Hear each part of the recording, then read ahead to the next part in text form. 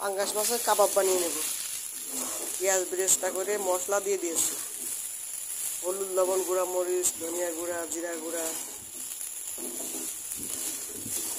আপনি চাইলে কাবাবের মশলা দিয়ে দিতে পারবেন। আর দিতে হবে আলু ম্যাশ করা।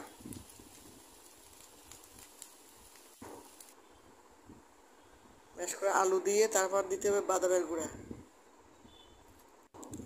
বাদামের গুঁড়া দিলে একটু ফ্লেভারটা সুন্দর আসে। এখন এর মধ্যে দিয়ে দেবো ডিমের সাদা অংশ। এর মধ্যে কুসুম দেওয়া যাবে না, কুসুম দিলে ফেনা উঠবে ভাজার সময়। শুধু সাদা অংশ দিয়ে তৈরি করলে বেশি ভালো হবে। এখন আপনার যেভাবে ইচ্ছা সেভাবে শেপ দিয়ে ভেজে নিতে পারেন। আমি চ্যাপটা করে নেব। সম্পূর্ণ মশলা মাখানো হয়ে গিয়েছে। আমি একটু লম্বা করে নিয়েছি। এবার চ্যাপটা করে নিয়ে ভেজে নিচ্ছি।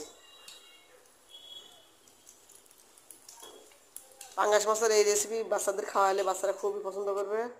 মনে হয় না যে পাঙ্গাস মাছ খাওয়াচ্ছেন। এভাবে বাসায় অবশ্যই একবার ট্রাই করে দেখবেন। খুবই টেস্টি হয়েছিল। ভালো লাগলে লাইক দিবেন।